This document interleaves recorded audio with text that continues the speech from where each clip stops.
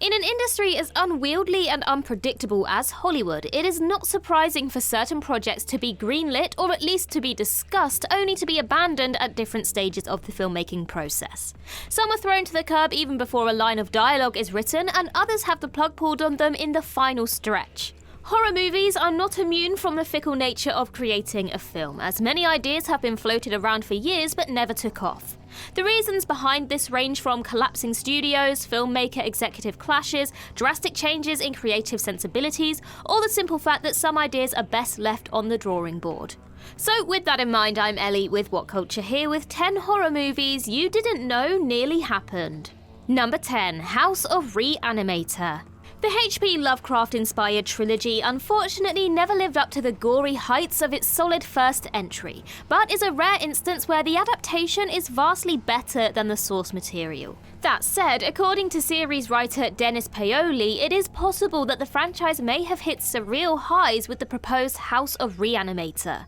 One of two proposed sequels, House of RE-ANIMATOR would have seen franchise stalwart Dan Kane attempt to revive the recently deceased George Bush and Dick Cheney after the diabolical Herbert West went on the lam following a prison break. In addition to standard undead fare, the hypothetical tale would have been a critique of the Bush administration, the Iraq War, as well as the general state of American politics during that era. Specifically, the inclusion of a zombie president would have served as commentary on Bush's ineffectiveness during his 8-year rule. Additional plot beats include a rivalry between Kane and a returning West, as well as zombie soldiers. Paoli revealed that the project did not get off the ground due to budgetary issues, but also stated that he would be open to working with the studio on another go at the franchise. Number 9. Ralph Bakshi's original Cool World story. An adult-centric animation pioneer, Ralph Bakshi is well known for classics such as his 1976 Lord of the Rings film, Fritz the Cat, Wizards, and Cool World. The latter is seen as a cult classic today, but during its release this was far from the case. A critical and commercial bomb, the live-action/animation hybrid's tumultuous development saw Bakshi retire from making theatrical releases. While the film is considered to be more boundary-pushing than something in the vein of Roger Rabbit, Bakshi's original version was far more grotesque in its thematic content and execution. In the beginning, the famed director envisioned Gabriel Byrne's Jack Deebs creating Kim Basinger's Hollywood, and then proceeding to have sex with her and father a child with his creation. Said child, a cartoon human hybrid, would grow up to resent Deebs for abandoning it and would embark on a global trip to exact its revenge. Despite Paramount initially accepting Bakshi's pitch, the story was changed to something resembling the final product, a decision that greatly angered the filmmaker. Number 8. Freddy vs. Jason vs. Ash. Crossover fights between cinema icons are a tricky endeavour. For every Godzilla vs. Kong, there is an Alien vs. Predator ready to disappoint fans who eagerly awaited an epic bout between the two titans. To some degree, Freddy vs. Jason escaped the same trappings that unfortunately hampered the other big horror crossover film, and its proposed sequel featuring a certain chainsaw-wielding deadite killer may have set the bar even higher than expected. Following the success of the 2003 flick, Bruce Campbell and New Line Cinema entered negotiations on how best to pit Williams against the death-defying serial killers, but they quickly fell apart after Campbell suggested that his beloved character killed Voorhees and Krueger during the film's climax. It was immediately clear that the studio execs were not willing to kill off such financially lucrative characters, and it did not help matters that both parties could not agree on an appropriate budget to bring the story to life. Despite failing at the cinematic level, the crossover eventually found life as a 6-issue comic from 2007 to 2008. Number 7. World War Z sequels. Released in 2013, World War Z is by no means an action nor a horror genre classic, but still served as an entertaining tentpole despite its lackluster conclusion. Despite its somewhat generic nature, it still grossed close to $600 million.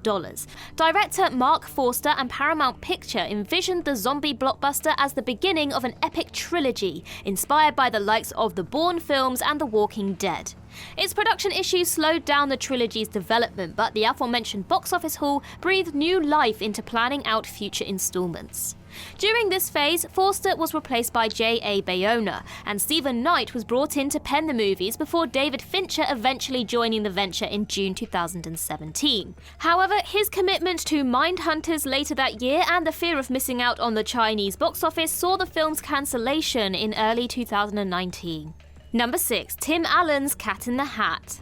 Much has been said about why Mike Myers' attempt at embodying Dr. Seuss's beloved character was a colossal mistake due to its attempts at blending the book's wholesome nature with adult-styled humour, but few know about the more terrifying origins of the 2003 box office bomb. Before Myers came along, Tim Allen was slated to star in a version of the film inspired by his childhood experiences with the book. According to the Home Improvement star, the eponymous character scared him, and he always envisioned him as a human who transformed into a cat-like being in order to deal with the unruly children he was meant to babysit.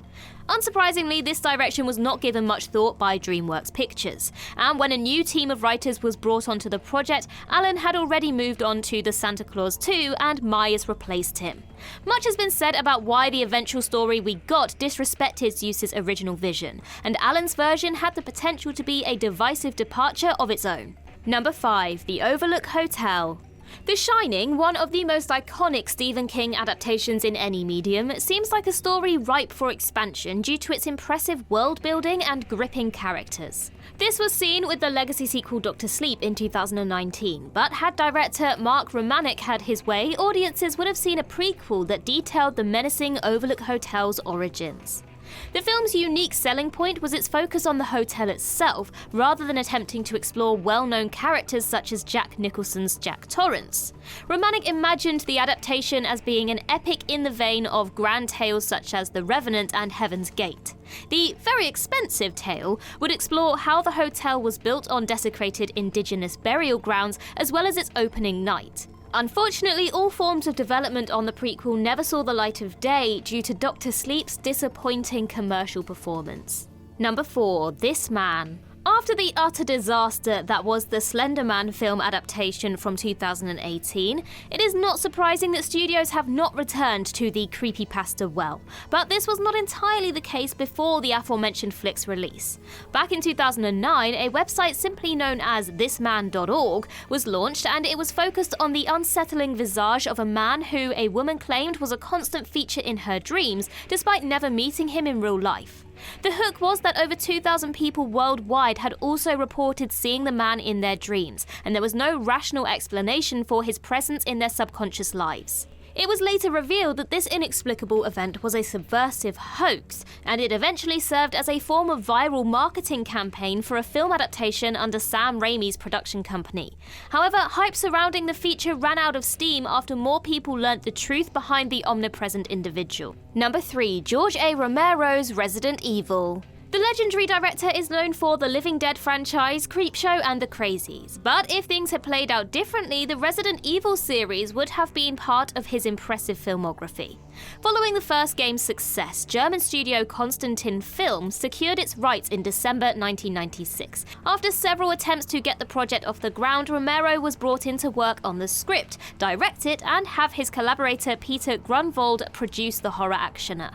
This partnership was short-lived due to the studio head fearing that the movie's extreme violence would earn it an NC-17 in the US and an FSK 18 rating in Germany, and therefore not be profitable. Romero, however, stood his ground, and this led to his firing.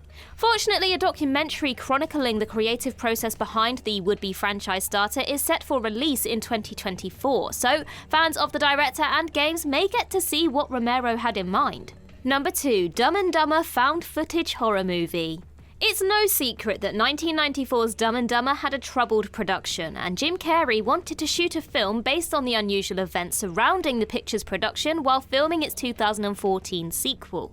He approached Daniel Kwan and Daniel Scheinert, collectively known as the Daniels, about working on his project shortly after seeing the first Paranormal Activity flick. Carrey claimed that the comedy was filmed at the Stanley Hotel, the same place where The Shining was shot, and the venue was apparently haunted, and he intended for the feature to be shot at the same time as the sequel.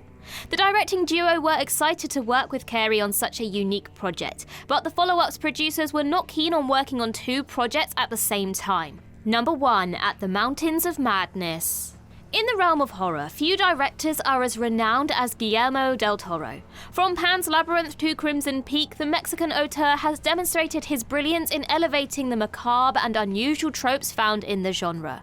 So when it was announced back in 2006 that he would be taking on one of H.P. Lovecraft's most iconic novels, there was cause for celebration among cinephiles. The project seemed like the perfect blend of source material and director, and it helped that it was initially pitched as a big-budget R-rated feature, meaning that the terrifying nature of Lovecraft's opus would be expertly conveyed. The icing on the cake was that Tom Cruise was attached to star and James Cameron would produce the flick, but that is where all good news surrounding the project ended. For starters, the project was long considered to be unfilmable, and it did not help matters that Del Toro wanted to stick to an R rating, something that execs could not wrap their minds around in the late noughties, early 10s. It also did not help that the story was considered to be similar to Ridley Scott's Prometheus, which eventually came out in 2012. As of 2022, the director revealed that he pitched the film to Netflix as part of his multi-year deal with the streaming giant, and intended to craft a more intimate tale than planned. And that concludes our list. If you think we missed any, then do let us know in the comments below. And while you're there, don't forget to like and subscribe and tap that notification bell. Also head over to Twitter and follow us there, and I can be found across various social medias just by searching Ellie Littlechild. I've been Ellie with What Culture. I hope you have a magical day, and I'll see you real soon.